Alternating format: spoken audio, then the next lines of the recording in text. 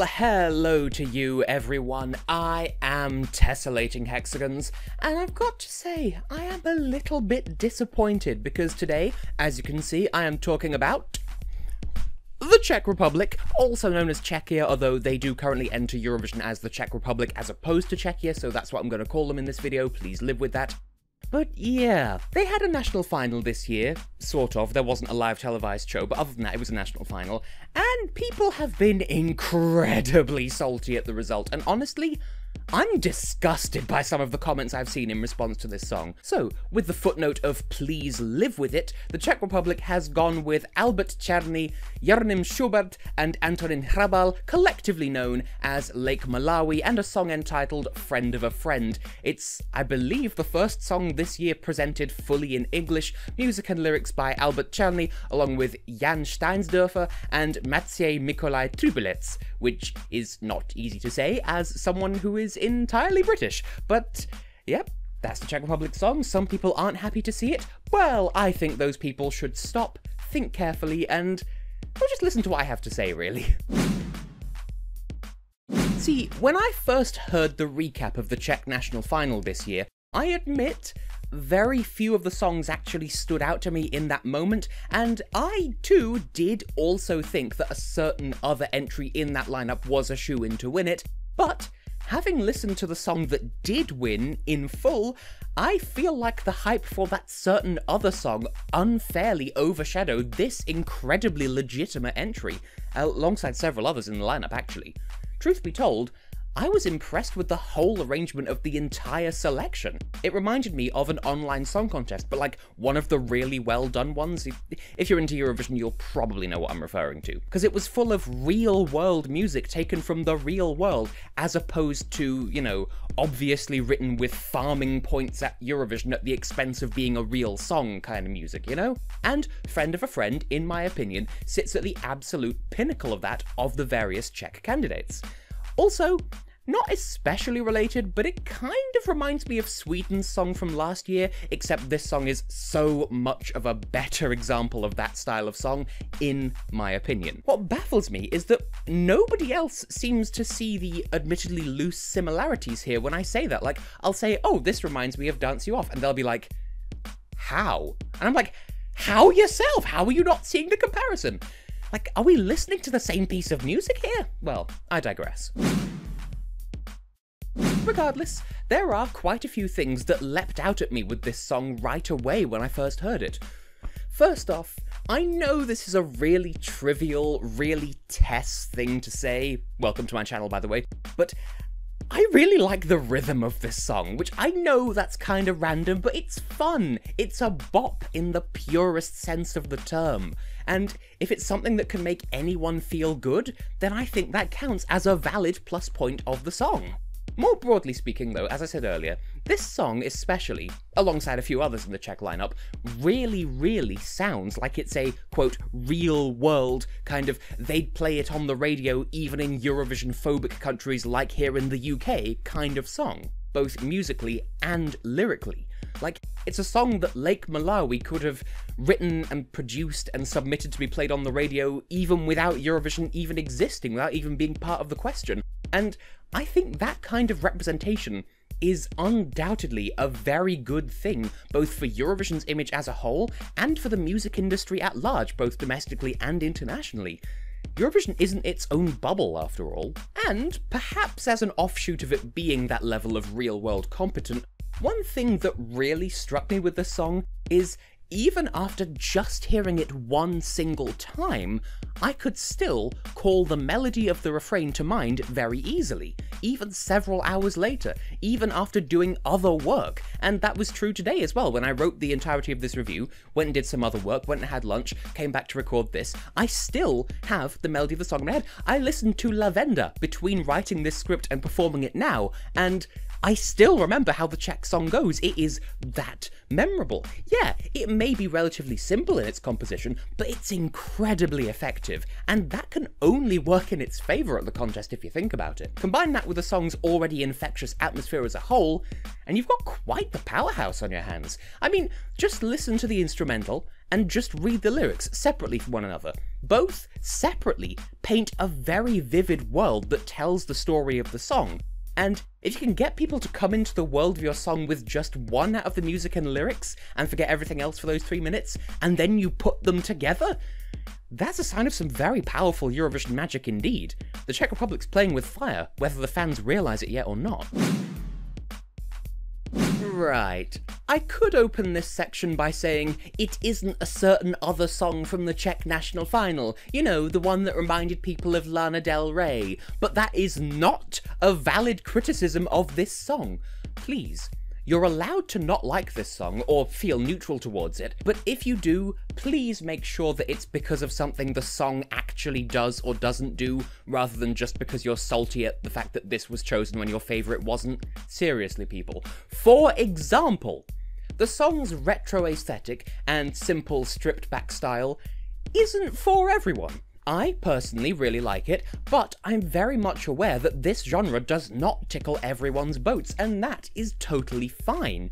For another, this song features that cardinal sin of containing spoken word lyrics, and I grant you, that's not really a problem, especially when it comes to getting results at Eurovision. I mean, look at Croatia in 2017 and Armenia in 2016, but it is still something that can set off people's cringe reflexes automatically, such as my own, for example. I think it is an effective tool for telling the story of this song in particular, but that doesn't mean I have to enjoy it. And then immediately after that, in the song structure as well, come to think of it, there's the drop into the refrain, which, in my opinion, isn't quite as impactful as it could be. It sells the refrain a little short for it to have so little oomph when it drops, and that's a crying shame, because, like I said earlier, I like the song's atmosphere, and I like its rhythm, I like how memorable it is, and the refrain doesn't break stride with any of that.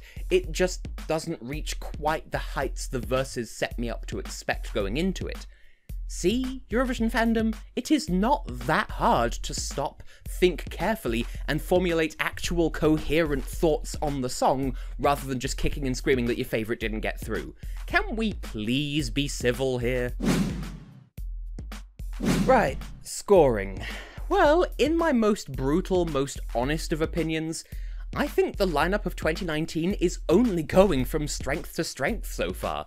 I know some people aren't as happy with the songs chosen thus far, but the fact that I give this song a personal score of 9 out of 10 really should tell you all that you need to know. Honestly, I would want to give it a full 10, but a couple of things hold me back from that. One, I don't want to look insanely generous or devalue the score of 10 out of 10 by overusing it. And B, there's that small number of little things about this song. Yes, I love it, I love the rhythm, I can bop to it, but the refrain could have more power when it first emerges, and, well, you already heard what I had to say about the spoken word section and cringe reflexes and all that, and that doesn't mean that it's actually cringeworthy, by the way, because it's actually executed to pretty great effect, come to think of it.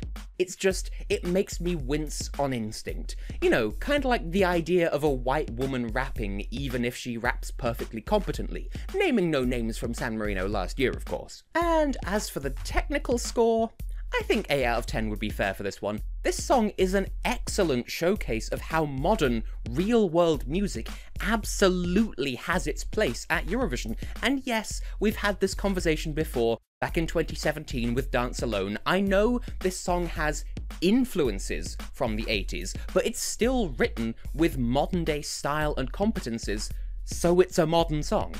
Again, the only thing holding it back with a technical score is the lack of attractive force to some small areas of its composition here and there, perhaps resulting in part of the backlash towards this song winning the national final, rather than a certain other one that also won with the juries, though I don't want to dignify those knee-jerk reactions if they're not willing to give their own thought-through responses. The bottom line is, this is a well-done song that just naturally may not have super broad appeal, that's all. As for whether or not this whole package is a step in the right direction for the Czech Republic, I would say yes. Note that I'm not saying that this is better or worse than Lie to Me. What I'm saying is the way the Czech delegation has handled selecting their entry over the last 2 years, it's been a very positive step forward for the country as a whole, and this year, They made the selection even more transparent, they promoted it more, and they integrated international voting through the Eurovision app. So yes, they are getting better and better. They're getting back into the saddle once and for all to prove that the Czech Republic of the 2000s is dead and the Czech Republic of the 2010s is living large and taking charge. And on top of that, next year they've already said they're going to have live shows for their national selection. Dearie me, what did this world do to deserve the Czech head of delegation? My god, he's a cinnamon roll! But will we see Lake Malawi in the final this year? Well, when I first heard the song, my instinct was, yes, of course, it's a modern, real-world song that first-time listeners who aren't super embedded in the Eurovision culture will be able to appreciate. And my mother and I liked it from first listen as well, so clearly it has that first impact, first appeal. In short, it's a highly competent song that stands on its own, whilst carrying the same appeal, or so I would assume, as Sweden's entry last year, which did extremely well with the juries for whatever reason. And I'm not saying that it's a copy of Dance You Off by any means, I'm just saying that you could say they're part of the same family of songs, and there's nothing wrong with that. The only thing that makes me hesitate is the disproportionate salt on the part of the fandom at this song being chosen over that one that came joint first with the juries. But come the contest proper, I highly doubt anyone will even remember that that happened. The only other point of hesitation I have is, as of the semi-final draw yesterday, the Czech Republic was drawn into semi-final 1, and the UK was drawn into semi-final 2. And this seems like the sort of song that us in the UK, both public and jury, would quite happily vote for. But we'll see. People do seem to think that semi-final 2 is going to be a bloodbath this year, so maybe avoiding points from the UK is the lesser of the two evils for the Czech Republic. I look forward to finding out. But what do you lovely people think? As ever, let's have a nice and polite discussion in the comments below. You can vote in this video's iCard to let me know how you feel about the song. Do you like it? Do you not like it? Do you feel in the middle? No matter what you feel, that is valid. Just make sure that that is how you really feel and you're not just being angry or salty or whatever. But if I can't change your mind, well, that's entirely up to you. I'm not here to tell you what to think, I'm just recommending ideas. So, anyway, Czech Republic, Lake Malawi, I wish you the very best of luck, and we'll see what happens when you hit the stage in Tel Aviv. I'm expecting some fairly big things from you.